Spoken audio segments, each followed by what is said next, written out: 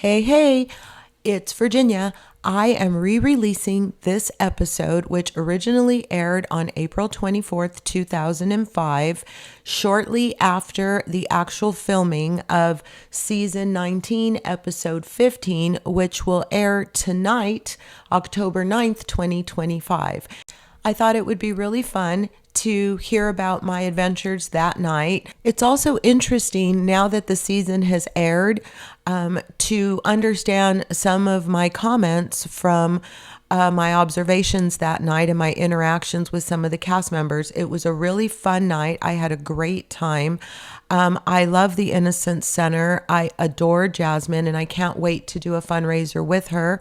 That night was a lot of money was raised, a lot of goodwill, and a very interesting episode, which we're going to watch tonight. So I hope you enjoy this re-release of the Boot Scootin' episode from April 2025. Here goes.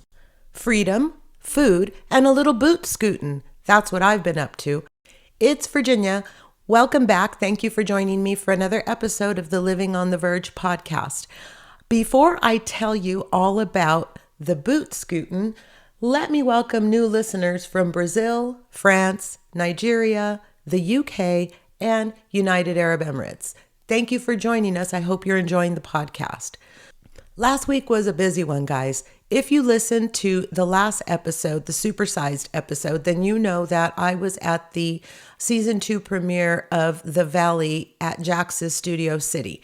So if you haven't, go back and listen to it. It's a really good episode. But that was on Tuesday. On Wednesday, I went to an event called Freedom, Food, and a Little Boot Scootin'.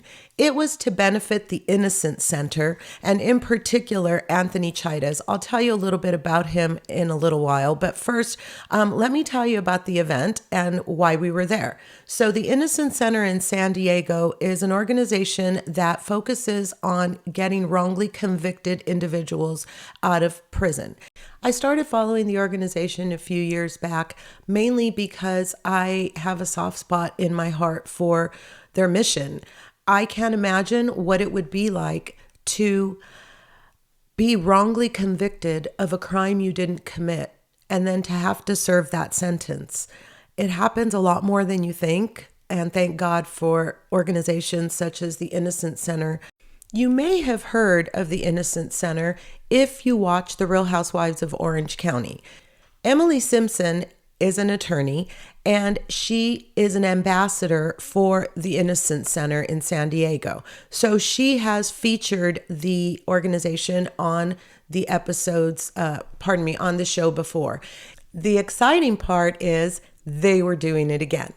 So I got to go to a filming of The Real Housewives of Orange County. Now, I'm sure if you're really into the Housewives world, then you know that they're currently filming the next season of Orange County. And this episode is supposed to be featured with Anthony Chidas again. He was featured last year on an episode. You may remember Emily took him and they bought him a suit. And so that's who this event was for. And I'll tell you a little bit about Anthony. Anthony Chidas was sentenced to life in prison for murder in 2002.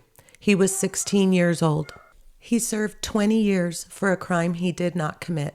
He was released in 2022, but evidence of his innocence was found, I believe, as far back as 2020. But due to COVID, it took an extra 2 years to get him out of prison. You can read the full story on the Innocence Center's website. However, I have good news, you guys. I met Anthony, and he's agreed to come on the podcast. So I am very honored to let him come on and tell you his story firsthand. That'll be coming up soon, and I'm very excited to share that with you. So back to this event. We were there to raise money because Anthony would like to become an auto technician and a diesel mechanic. And apparently it costs about $38,000 to go to school. He already had the school picked out. He knew exactly what he wanted to do. He just needed the funds. So the Innocence Center has an education fund that is specifically for this purpose, which is to help re-educate and bring people back into society after they've been wrongly convicted. I arrive at the cute little place in Costa Mesa and park in an underground parking, very safe, cool location. And I get out of the car, and first thing I see is Miss Emily Simpson. She is standing outside of a expedition, and Shane is sitting in the back seat with the windows down, and she's talking to who I'm guessing is one of her producers. Why is Emily Simpson there? Well, I told you she's an ambassador, but also because whether you know it or not, the Real Housewives of Orange County is filming currently, and this event was going to be filmed for the upcoming season of the Real Housewives of Orange County. So that's why Emily was there. And guess what, guys? Everybody else was there too. I'm going to get into it and I'll tell you all about it because it was really, truly a memorable and lovely evening. It was fun, it was emotional and touching, but overall it was for a really good cause. And I got to see an episode of The Housewives filmed. I mean, it's win, win, win, win, win. I couldn't be more happy. So I walk up to the front door of the restaurant and seated outside with a table and chairs are probably maybe 3, 4, 5 people. Oh, I forgot to mention, as I'm walking from the parking lot to the restaurant, there's a camera crew stationed at the corner, kind of filming people walking up to the event. And I get to the front and there is, like I said, a table and chairs that's set up there. And there's a few people that are kind of milling around. You can tell they were like production assistants. And I was asked to sign a waiver, and I was to hold the waiver under my chin while they took my picture. So basically I was releasing my rights to be on film for this particular occasion. Once I did that, I walked in and the venue was really cute. It was not big at all. The first thing you notice as you walk in is a dance floor, and then there's kind of a ramp up to the left and a ramp up to the right. You pass by a room that for some unknown reason had the windows covered with paper. We find out the reason later. So there are 4 booths that are not reserved and 2 that are reserved right toward the front of the stage. And then off to the left is some high top tables kind of overlooking the dance floor. And then off to the right is the bar with some more tables and chairs. And then tucked away in the corner is a mechanical bull. So it's a really cool place. I think it would be a fun place to go to on any other night. But in this particular case, it was going to be a very quaint crowd. I met up with Jasmine. I had spoken to her before, but it was the first time I got to meet her in person. And after we, gave each other a big hug, I asked her how things were going and how many people we expected. And she said she thought it was going to be around 80 people and maybe even less. So it was going to be a very intimate event. And I was really excited to hear that. But I was just hoping that they would raise enough money for Anthony to, reach his goal and be able to go to school. So I sit down and as I walk in there, I've never been to a live filming of an episode of The Housewives. I think a long time ago, I went to a filming of a sitcom, and I've been to a couple of filmings of like game shows, but never something like this.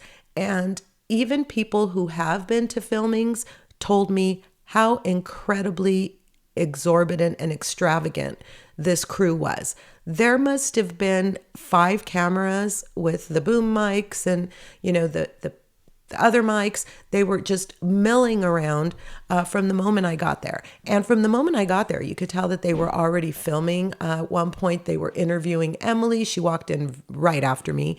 And then at another point, they were interviewing Jasmine. And Jasmine is with the Innocence Center, and she is the director of policy and development. And she's also a policy representative for California Innocence Coalition. A very powerful and important woman for the Innocence Center, and she's a lovely lady to boot. So very shortly after I got back with my drink, Anthony walked in with his date, who was his friend from work, Lindsay.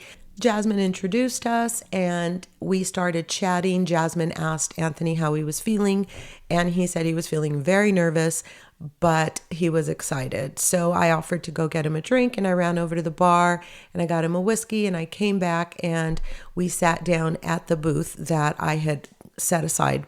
So we're chatting, and then in come these two ladies that I kind of recognized but wasn't quite sure.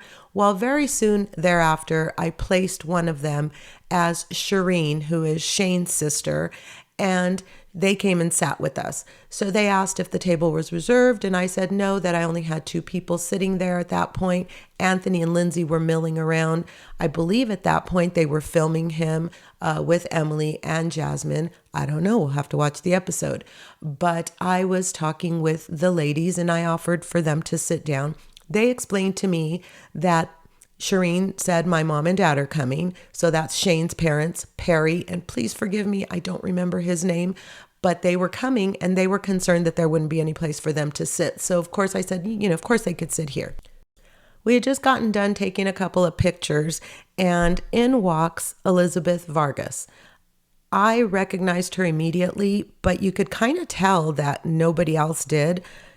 First and foremost, she is beautiful in person. So the first thing I did was I, said, "Hi, Elizabeth." And, she immediately reached out and shook my hand. I told her my name was Virginia. She said, "Oh, are you with the Innocence Center?" And I said, "No, not at the moment, but I do plan on working with them in the near future." And I told her, you're just so striking in person. And she just was like, "Really?" And she got all excited and she hugged me. And then she started talking to me about the fact that she was at the event that evening because Emily was her friend, but also because her boyfriend ran one of the largest diesel companies in the world. And she even Googled it and brought it up for me. But you know what? There was a lot going on, so I did not retain that. Sorry, Elizabeth. Anyhow, her friend walked up and we started talking a little bit, and then Elizabeth's boyfriend called, so she ran out and talked to him on the phone. So there you go. If anybody thought that Elizabeth Vargas was dating Jim Bellino, we now know that is not true. I know that firsthand. And we also know that she's involved and has a boyfriend. She is smitten. Her friend said that she is just over the moon with this guy. So hopefully things work out because she's a super lovely lady. I just really enjoyed talking to her. So within, minutes of one another, we get Jen and Ryan, Gretchen and Slade, and Shannon showed up with a friend that I did not recognize. And then things kind of started to, take shape. They served the food that was going to be served. It was kind of up in a buffet in the back. It was kind of a help yourself situation. And then Jasmine got up and spoke for the organization and kind of thanked everybody for being there, and then handed things over to Emily. Emily also thanked us for being there. And by this time, you're being filmed because there are cameras and crews and boom mics and lights everywhere. But I'm focused on what's going on the stage. So Emily introduces us to her attorney, who also happens to be the attorney for the Menendez brothers. Her name is Alex. So she says Alex needs to leave because tomorrow is the resentencing hearing for the Menendez brothers. So that's an interesting little aside that happened there. And, who knew that the Menendez brothers and Emily Simpson share an attorney? Well, now you know. So Emily says we're all there for a night of line dancing, drinking, more line dancing, and a lot more drinking. Everybody laughs. She announces Anthony. Anthony takes the mic and he tells his story very briefly, just kind of talks about how he's humbled and honored for what is happening. And everybody claps and the line dancing begins. Right around this time, I spot Eddie and Tamara, and they're talking to Terry Dubrow. So I know Heather's somewhere around there too. And then a little while later, I see Heather and Terry, and they're talking to Shannon at one point. So, and then Gina and Travis were there, but I didn't see them until way later because it turns out that they were up in the front towards the front of the stage. And I didn't want to go up there because that's where all the cameras were. So I just kind of stayed toward the back of the dance floor. But I was so excited. Listen, to be able to knock off 2 bucket list items in one day is big. And for me, seeing a filming of a Housewives episode is a bucket list item. That it's my favorite franchise, the first franchise I ever watched, that I watched from the very, very beginning, and that it's with my favorite housewife, Emily Simpson, who is holding the event, unbelievably priceless. But on top of that, it is a bucket list item for me to learn line dancing. I've never learned how to line dance. I know how to do it now, guys. I learned it that night. So I got to cross 2 really big things off of my bucket list in one night. And I was really, really happy about that. I never thought I'd get that opportunity, and it was just super fun. A little bit worried about what I might look like dancing out there since it was my first time. But towards the end of the night, nobody really cared. We were all just having a very good time together. So after the first segment of line dancing, they kind of stopped the music and cleared the dance floor again. And before that, I noticed that a few of the group would, break off into clusters, and the cameras and the mics would run over to them and, move into a corner and follow them. So obviously they were having the conversations that we get to see when we watch the show. So they're clearing the floor, and Emily gets up on stage and she announces that Gina and Travis graciously donated $5,000. Yay! And then Terry Dubrow takes the mic and says, I would like to match Gina's $5,000, which was very gracious. And then Elizabeth Vargas goes up on stage and says, I would like to match the $5,000 as well. So there you go, guys. In a matter of 15 seconds, they raised $15,000 more for Anthony's cause. That was really cool. I think I heard later in the evening, some podcast, I don't know which one, donated $10,000. So $25,000 was donated that I know of that night. And just so you know, as of the time of this recording, they had raised $41,495. So they surpassed Anthony's $38,000 goal. And, the rest will be for mechanics, tools, and shoes, and all the other things that he might need.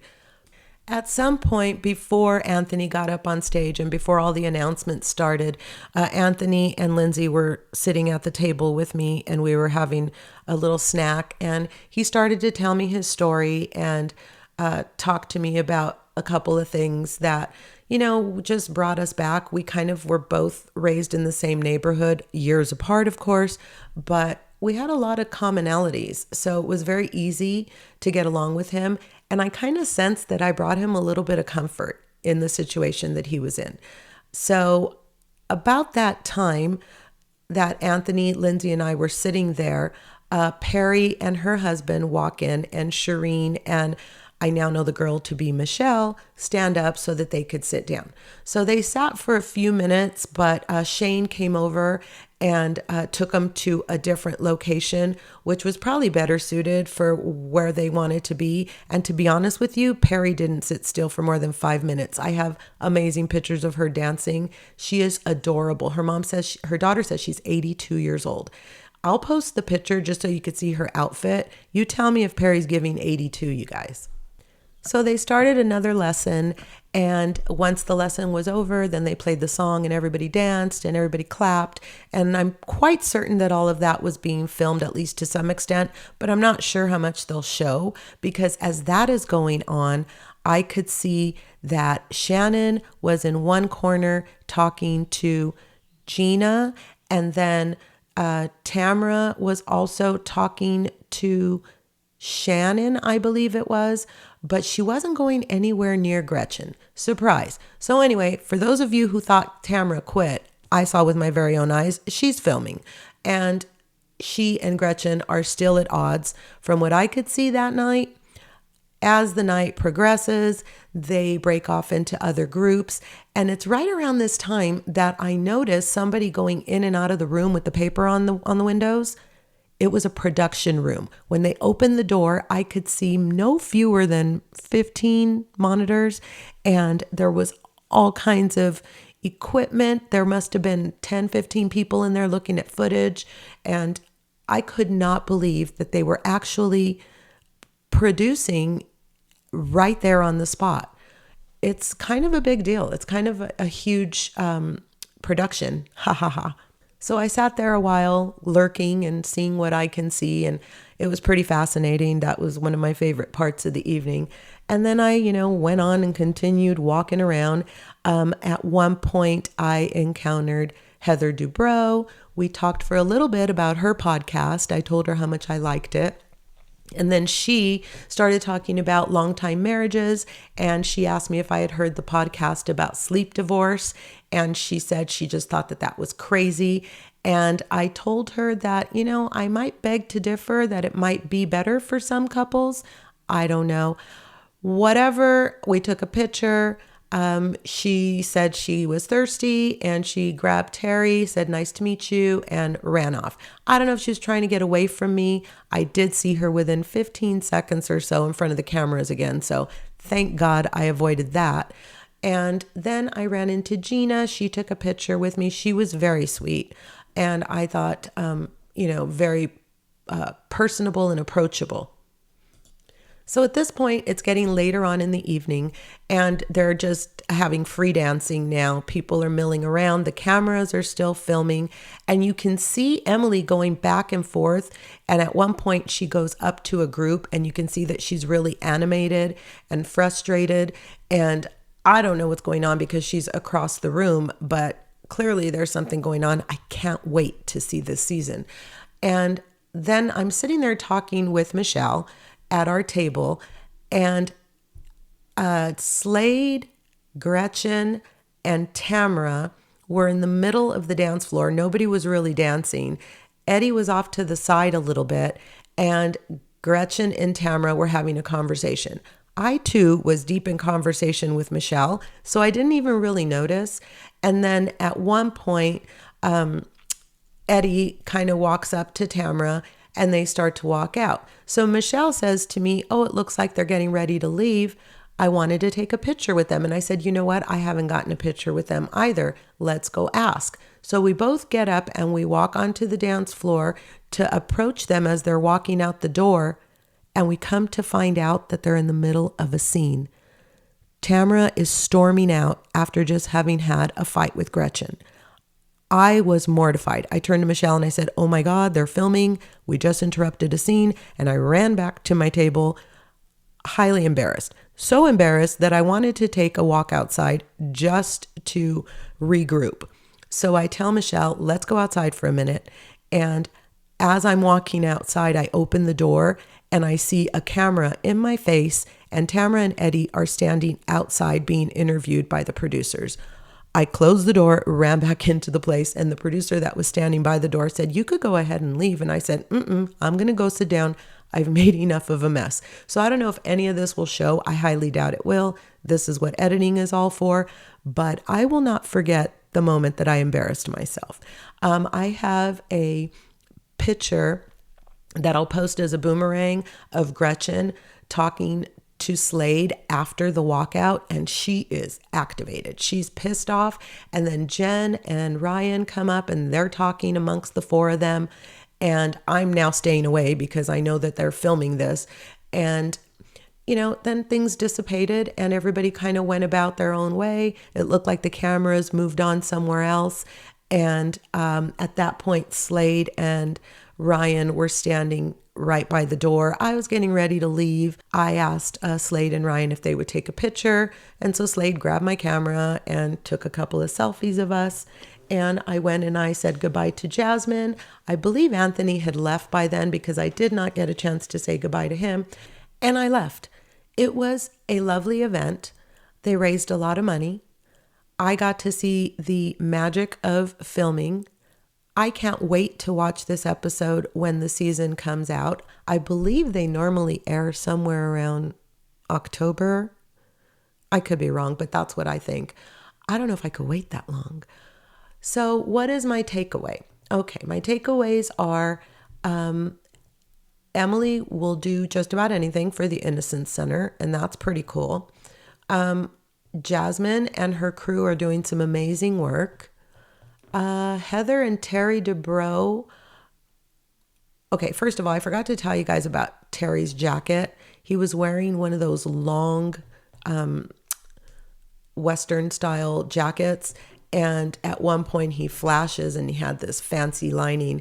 And when I was talking to Heather, she told me that it was made by, I couldn't remember the name. I'm not going to stop the podcast to go look it up. So the same guy who designs all his other stuff. And he designed this jacket for Terry. So that was kind of a cool tidbit that I got to see and hear. That was my takeaway with the DeBros. I've heard that she's very stuffy and very mean. I did not get that, but she is very intentional, if you will. Then Gina and Travis, they were super cute, very down to earth. I've already had another experience with Emily, so of course I love her. And then Tamara and Eddie, Tamara did not seem like she was in a good headspace, like at all. Her body language was giving, I really don't want to be here. And then given what happened, I have no idea. But that was my takeaway from that. So all in all, it was a really great event. I had a wonderful time. I met good people. I saw that they raised a lot of money. I'm very excited about being more involved with this organization and bringing an event to you. I'll keep you guys posted on that. And of course, I'll let you know when my interview with Anthony will be as well, because I'd love for you to hear his story firsthand. So thanks, guys, for joining me for another episode. I have a lot to cover, but I really want this to stand on its own. So I'm going to end here, and I'll come back and bring you guys up to speed on all the episodes and all the shows that we're behind on, and then we'll be back on track. And if this continues at this pace, we may have to move this podcast to twice a week. But for now, we're going to go ahead and keep it at once a week. Thanks again, guys. Have a good one.